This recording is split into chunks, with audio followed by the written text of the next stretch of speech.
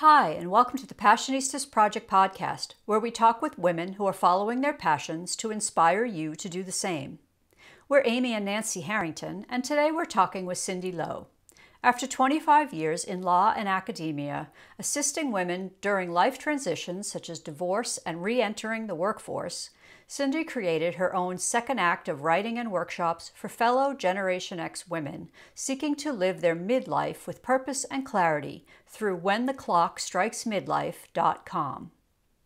She recently published the easy-to-use weekly journal, When the Clock Strikes Midlife, It's Your Time to Shine, to inspire women to cultivate their midlife awakening with its interactive guided prompts and witty yet truthful perspective. CinDi has also started a new movement, #MyFirstTimeOver50, where she encourages women over 50 to try a new activity and asks the question, when was the last time you did something for the first time? So please welcome to the show, CinDi Lo. Hello, thank you for having me. Oh, we're really excited to have you on the show. We've been using our guide and we love it, so we wanted to talk to you about it and your journey. What we want to start with is, what's the one thing you're most passionate about? I think overall it's growth, not only growth of myself, but of others, whether it's myself, my children, my loved ones, my friends, my BFFs on the internet, which I call my cyber BFFs, and strangers. I always believe in growth and encouraging people to grow and learn about themselves and the world. Why is that so important to you? Everything stems from childhood. Probably stagnant people around me, people that, just don't have that mindset. They don't, immediately if you say, here, try this. No, it's just an automatic shut you down, shut themselves down, and don't ever try anything. Let's take a step back. You mentioned your childhood. Tell us a little bit about your childhood and what it was like. I was born with something called a TE fistula, which I like to mention the name because most people don't know about it, but people that do know about it say, oh, it's a birth defect where your esophagus isn't connected to your stomach. I was lucky in the fact that that was my only birth defect. Many babies are born with a lot more issues that are a lot more severe along with that. And I was repaired in the hospital for the first year of my life back in the 1960s. I won't tell you when in the 1960s, but I was in a bed and they would put injections in my thighs because I would get pneumonia laying in a hospital bed. So they would treat that back then, with penicillin shots or antibiotic shots in your muscles, which they don't do anymore because it causes atrophy of the muscles. And so by the time I was a toddler, I pretty much couldn't bend either of my legs. And when I was 4, I had my right leg operated on and I spent a whole summer in a cast. But I still had my left leg that didn't bend. And I went through that way all through elementary school up until 8th grade. The summer between 8th grade and high school, I got my left leg operated on. Again, spent the whole summer in a cast. But I did everything. My parents never told me that I couldn't do anything, even though I had so many issues. I think I was their third spirited child. And because of what I went through, they kind of let me do whatever I want as long as it wasn't too dangerous. So I rode a bike. I ran in gym. I never sat out of gym or anything like that. I played dodgeball and got whacked in the head like everyone else. So, but that didn't come without issues. I was teased, especially in middle school. Some of the boys would tease me and were mean, but for the most part, I would say it wasn't on a regular basis and it was 1 or 2 boys. But in the meantime, again, it never deterred me from doing anything. I continued actually to go on to be president of the school when I was in 8th grade. Do you feel like that still impacts, these experiences you had as a child still impact the person you are today? Oh, of course. I think everything that happens to us, makes us who we are in this present moment. Yeah, I think it makes me more sympathetic and empathetic to a wide array of people. And maybe that is one of the reasons I'm more open-minded. And maybe that also is one of the reasons that I never let anything stop me and never really worried about what people think, because that seems to be a big thing with some people around me. Just sometimes even the silliest things like, make sure your hair is perfect or whatever it might be. Make your bed or, like somebody's going to judge you if you don't make your bed that day. So, what inspired you to get into law and academia? I found myself graduated high school and I didn't have an idea in mind of what I wanted to do. I was the first person to go to college as far as my sisters. And so long story short, I worked for a year in retail. I went to a seminar of a woman who did a little thing about being a paralegal. And it really intrigued me. I went on to become a paralegal and get my degree, which back then in the 1990s, mid 90s, nobody had it. Not that nobody had a paralegal degree, but it wasn't needed really. You know, all you have to do is have some experience working in a law office and they'll throw you to the trenches and teach you what they want to teach you. So I did that. And then of course, me being me, by the year 2000, I created a website called njparalegal.com because at the time there was legislation going on in my state of what was going to happen with paralegals. Were we going to be licensed or not licensed? And many of us wanted and want to be licensed. It's still not licensed anywhere in any state in the United States, but it is more regulated and education is more of a priority for employers now, which elevates the industry. And how did you come to focus kind of on women's issues and helping women through transitions? That's another thing that in hindsight, I don't know if you ever got to a place, and I think midlife might be this place where you kind of look back on all of the things you did and you start noticing a thread or a pattern. And one thing I even noticed, again, going back to childhood, is I was a connector and a networker back then, as far as I created clubs when I was like 8 years old. Like I had a cat club. Then I told you I was president in the 8th grade. That continued, when I became a paralegal. I always have, whether it was school or work or even mommyhood, I've always gotten involved in groups of women. We still have a group of women that were friends for 26 years. We were all new moms. We started with 10 moms and grew to 30 children. And we still try to get together once a year, even though we're in different states. Maybe it's from growing up with all girls, but I always have thrived in women's circles. Ironically, I have 2 sons. So I've learned a lot about living with all men. For some reason, that's something I've always been drawn to. And again, I noticed that pattern later in life. So you've told us that you had a midlife crash when you were around 45. So tell us what happened and what personal changes you made during that time period. Like I said, I don't consider it a crisis. For whatever reason, I don't like the word crisis, but the word crash, because it was just what I call, again, that Jerry Maguire moment where I was just like, enough is enough. Something's got to give. And I think I just named 3 movies all in one in a row. So I was just at a point in my life where my children were probably the most active they were and couldn't drive themselves yet anywhere. So they were at an active stage in school and probably at some point starting to work. And my mother had just passed, I believe. Soon after that, my father became ill. And on top of it, as luck would have it, I worked for a woman who was really the worst employer I ever had. She was just, a very difficult personality. And everything just kind of, and by the way, at this time too, I decided to go back and complete my bachelor's degree because I never finished that back in my 20s. So anyhow, that was all going on. And it was just a really, really difficult moment. And I apologize. My mom did not pass away yet. This was the crash. The crash was my mom was actually dying and I had to leave, and they all knew this. But in the meantime, I drafted an email telling them what I was working on, who I had it covered. I covered all the bases. And my boss's reply back was, I need it now. And she claimed she didn't mean that for me, but whatever. It was just one of those aha moments where I was like, nothing is worth this. And I didn't quit my job that day, obviously, but soon after, once I got back into the swing of things, I eventually found a new job. And, and I never, knock on wood, I never worked for anybody like that again. And been very fortunate since. And I've been trying to, make better choices and just, sometimes we're all just stuck in certain places that we didn't mean to be in, but we just got there. So that was it. It was just a terrible, terrible time. It was really difficult. And when I look back, the entire time from when my mom was sick until then she passed, and my dad was sick and then he passed, that was a decade. And that was hard.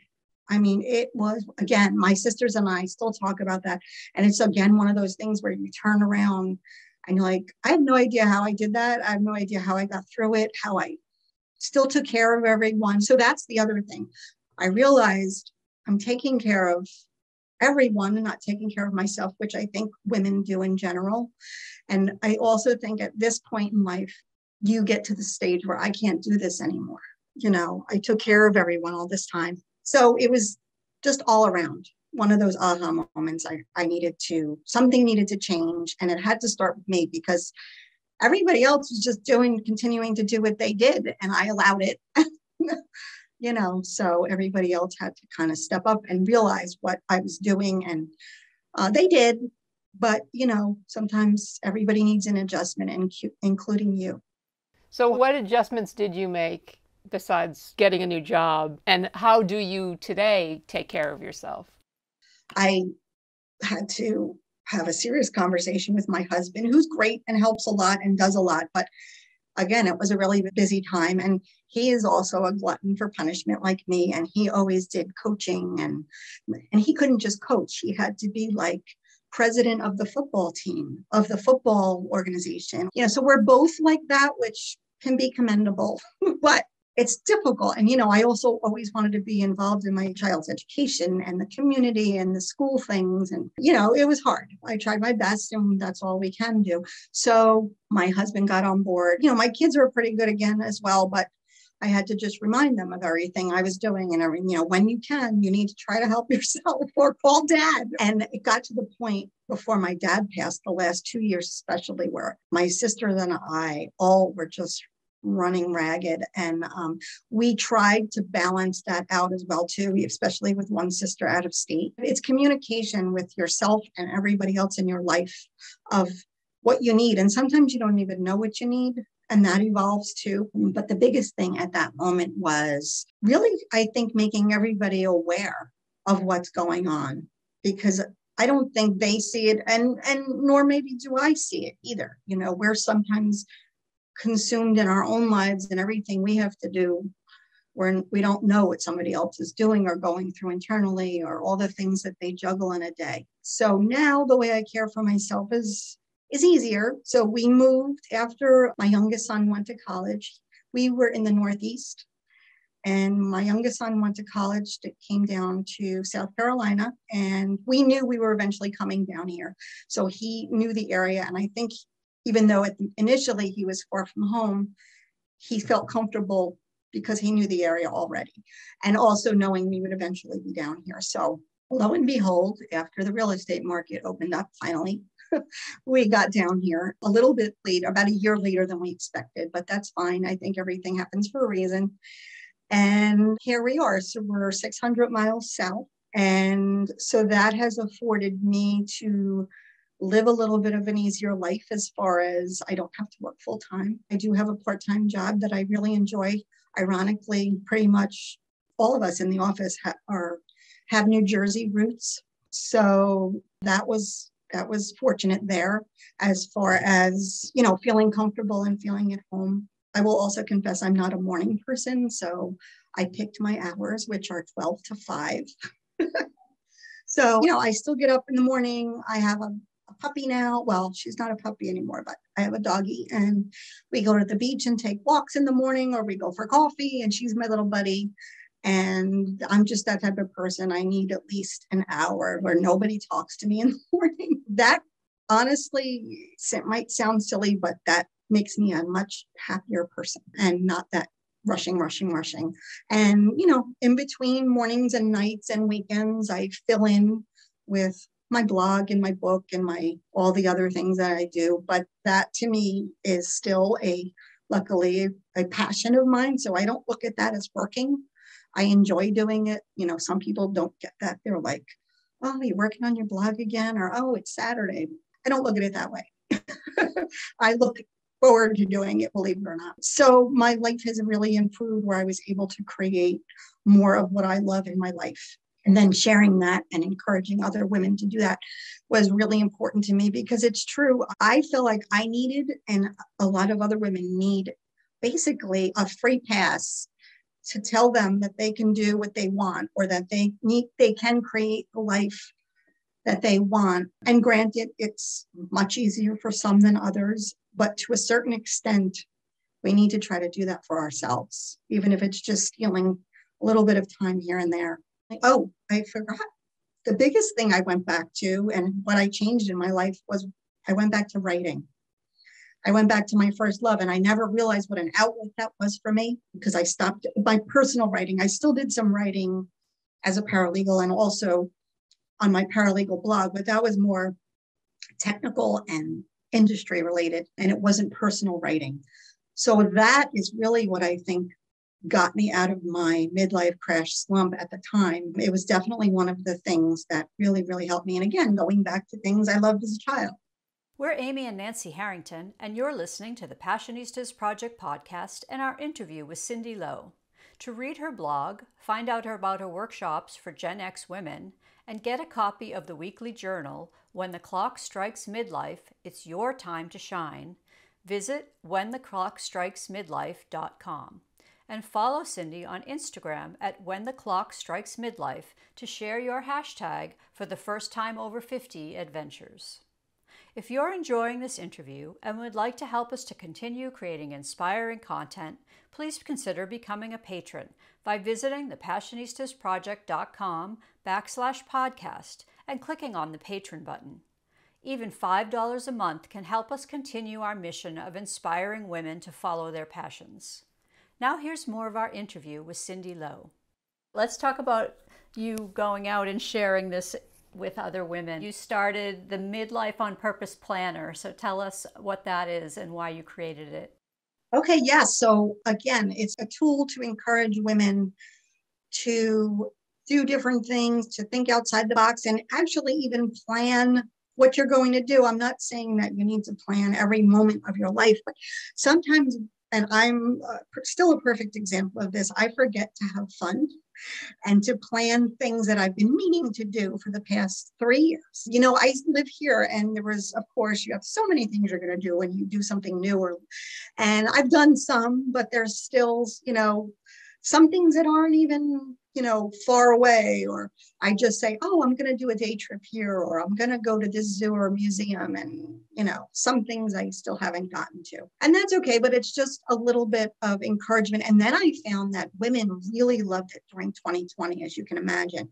And then we all had to, and I tried to get a little bit more creative in the calendar because, okay, now we have to rethink things a little bit. And even though most of the time, the things I suggest are a lot of outdoorsy things, which hopefully a lot of us were able to do during 2020, since we couldn't do much of anything else if you were either indoors or outdoors. But I tried to get a little bit more creative with doing things or suggesting, a Zoom party, or, we were all trying new things back then, which was actually great in certain ways. We really had to rethink a lot of things. And I also think that was a halt for the universe, well, the planet, I should say, for all of us to step back again. And I know this has been said before, but what's really important, creating the life that we want. Many people are finding working from home is a much better quality of life.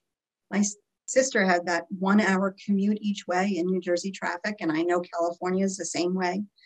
And they're really enjoying working from home and have a better quality of life. So I think that's something we all need to rethink as a planet. So tell us about whentheclockstrikesmidlife.com and what inspired you to start that. So I was turning 50 in 2018. And I don't know, I'm always sort of researching, and even on social media, certain things catch my eye. And I noticed this woman I think she eventually wrote a book about it, but she did 50 things for turning 50. So that got my wheels turning. And I didn't necessarily want to do that, but I also, again, went back to something from my childhood, which is my name is CinDi, not Cynthia, but I have a cousin, and sometimes my sisters would call me Cinderella or CinDi Lo. So I started jotting, I still have my notes somewhere. Cinderella turns 50, and I was trying to think, and I'm not really a Disney princess person, but first I was trying to parlay it into something like that. And then I don't even know how my brain works. I was trying to think of themes for Cinderella. And then when the clock strikes midlife just came to my brain. And of course, the first thing I did was Google it and see if anybody had it, all that. So that got me going and that got me excited. And I knew I wanted to start a blog. So that's kind of why I was brainstorming. And I had the name and I had already jotted some things down. The first thing I wrote about was my midlife crash because I wanted to talk about that. And I knew I couldn't have been the only one that felt that way at that age. And again, a lot of people don't think of 50 as midlife or middle-aged, but I think we do as Generation X, or it's, I think, more of a stage than an age. So if your children are leaving the nest when you're 42 or they're leaving when you're 62, that's one of the times you, I think, feel that, as well as a lot of other life changes, losing your parents or going through a relationship change or career change, whatever it might be. We get to that point somewhere between 40 and 60 where we have to make a shift, or we feel like whether we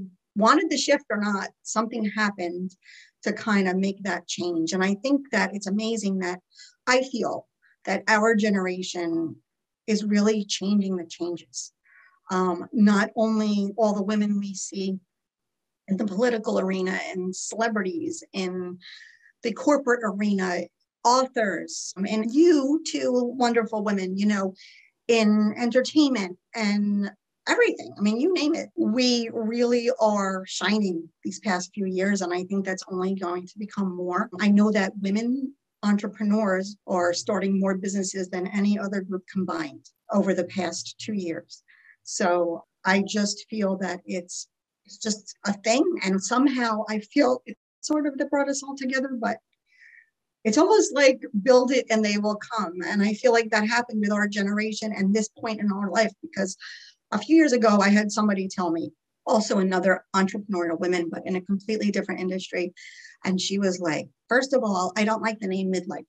Second of all, I don't see that many midlife women doing anything. And I'm like, well, where have you been? I don't know what you do, but again, perhaps because that is my quote unquote industry or my genre or my arena, I feel like we're everywhere and we're doing it. We're changing careers. We are excelling on our careers. We are starting new adventures, getting degrees, going back to school, you name it. More and more of us are doing it. I'm not saying it hasn't been done in the past, but I feel like there's definitely a larger percentage of us doing it and really, not making any excuses and leaning on each other and getting encouragement from each other.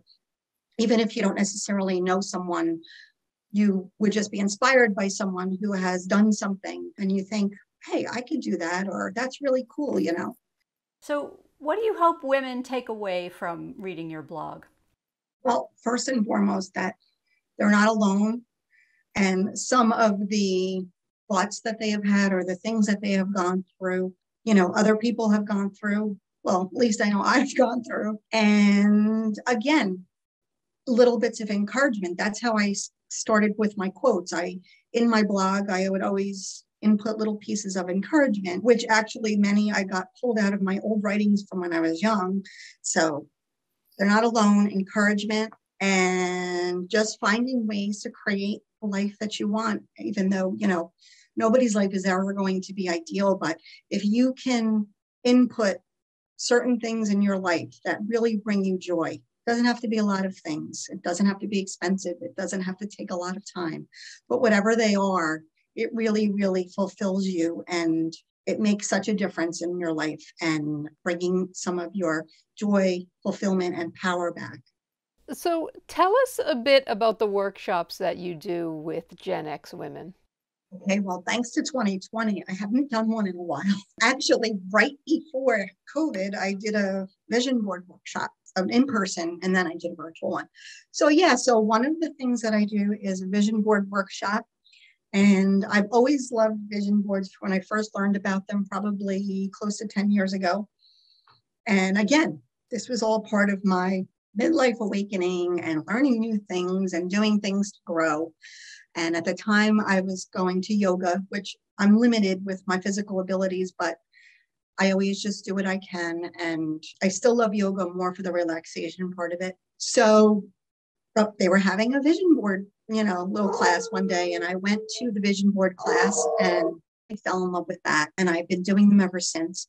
The other thing that I really love, and I haven't done a course on yet, but I'm working on a few things, is for the beginning of the year, I love Word of the Year. And I've been doing that since 2018 as well, when I started my blog. And I really, really love that idea. I haven't done, as I said, any workshops in a few years, and I do want to get back into that. And there are a few things I'm thinking of, and I need to work on that and hone in on, topics that I want to take surveys of topics. And the few surveys I have done, the number one topic women our age always want is stress busters. Their biggest thing is stress. So that is something that I definitely would like to work on, but I need to structure that. When I first moved here, it was almost like a honeymoon, Neither one of us worked or did anything for 6 weeks.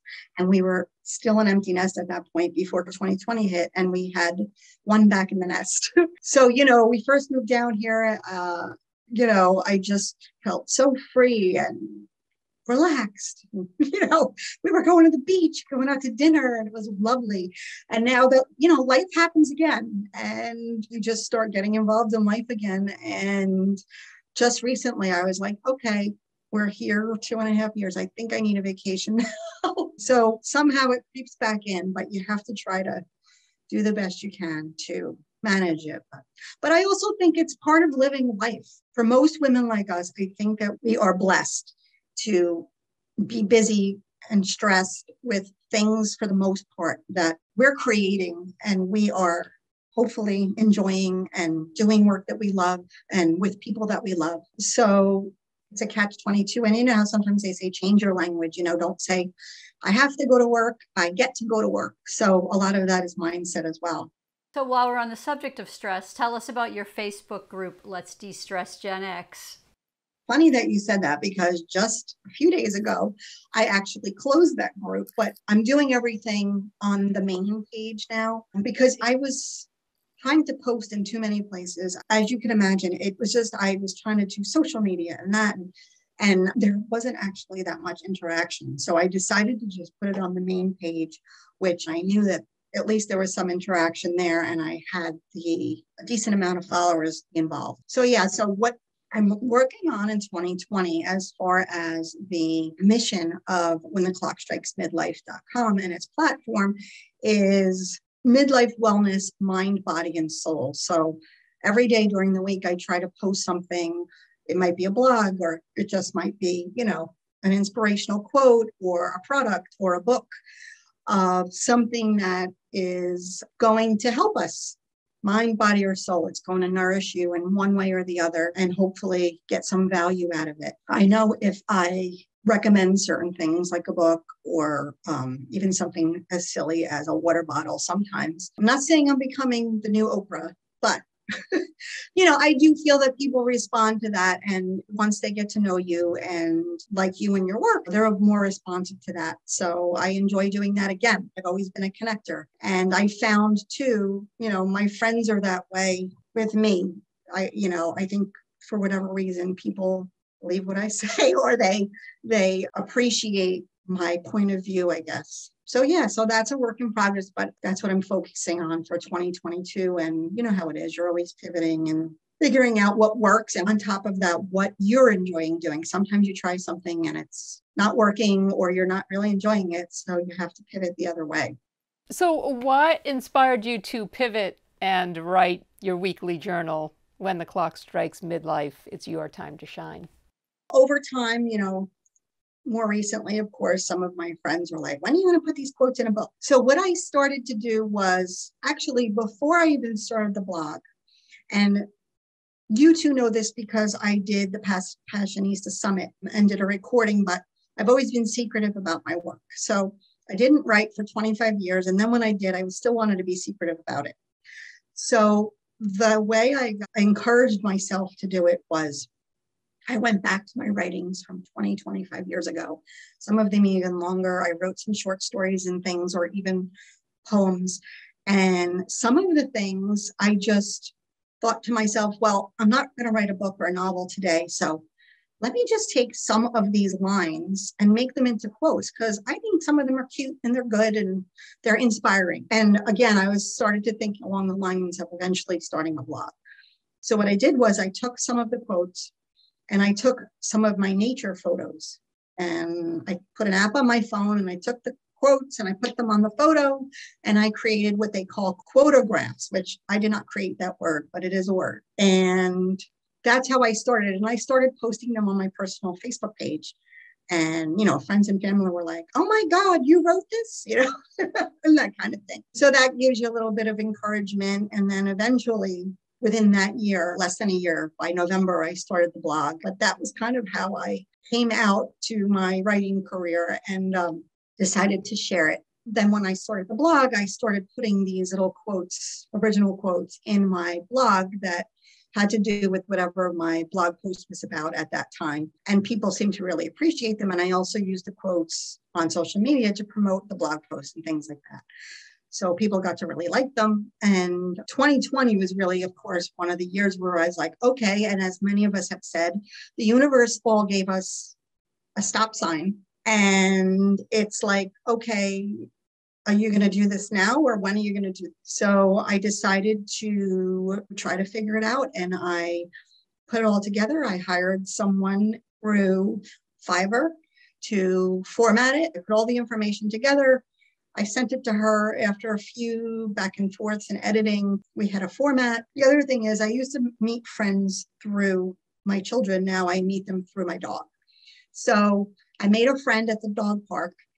And we were talking one day and I was telling her that I was actually, I think she showed me, and it's just funny how sometimes you don't know people that well. And we started talking and I think she must have told me or showed me something that she drew. And I was like, wow, I said, I need a cover. I'm writing a journal. And all I said was, I like the art of Henri Matisse, a French artist from probably close to 100 years ago. And one of my quotes that is somewhat famous that people really like is when be a starfish and find a way to regrow. And that's kind of like my motto, again, through growth and through my life and midlife, is always try to grow no matter what life throws at you.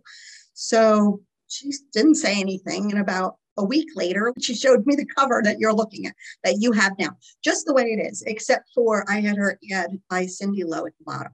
I'm like, oh my God. She's like, well, I don't know if you'll like it. So I absolutely loved it. And she's the one actually who suggested the black background, which I wasn't sure about at first, because you read all these things on the internet, like no black books or no white books. And anyway, long story short, it was a hit. People really love it. And I really love it for the most part. It really, if you notice, her hair is actually ocean waves and she has a starfish earring on and, but simple. And we just have the little gold bling just to snazz it up a little bit. It was just one of those things. And I love when that happens, serendipity and something just came together. And we've actually become good friends since then. And she was there for the launch. And I just love the way it just seemed to all come together, even though there was a lot of frustrations with formatting and how that stuff goes. It's sometimes more frustrating than you think. And then getting it on Amazon is another challenge, but it all got done. It all got done by November of 2021, and I was able to launch it on 11/11. So there we are. So I'm really happy with that. And the feedback that I'm getting is, they really love it. As you've mentioned before too, is whether it's the 30 seconds or the 30 minutes, I kind of give you quick prompts and you can do with it what you like without it being too daunting. Because I know some people think, oh my God, I don't have time to, color and write and all this stuff. So people make it what they want. So is there one particular lesson that you've learned along your journey that really sticks with you? The word that's coming to me is flexibility. But that word sometimes has a negative connotation, but I don't mean it in that way. And I think it served me well. And I think because of what I've been through in my childhood, and I think also being the third child, I think I just learned that. And while I think it may at times, and when I was younger, I used to think that that was not a good trait to have. I think now that I'm older, it's my sanity because, as when we go back to talking about stress, a lot of stress, and I do this to myself, as I say, a lot of stress, well, all stress is really in our minds, and we are always thinking about it or getting anxious about the stress. So flexibility, especially at this stage, is allowing me to say, okay, this didn't work this way, so we're going to go this way. Or I'm really feeling now that things happen for a reason and that life will guide you. You can't control everything. So life will guide you if you have some faith. Be flexible.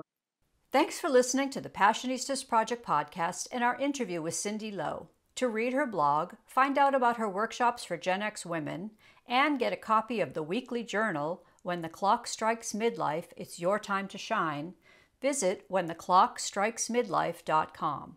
And follow her on Instagram at whentheclockstrikesmidlife to share your hashtag MyFirstTimeOver50 adventures.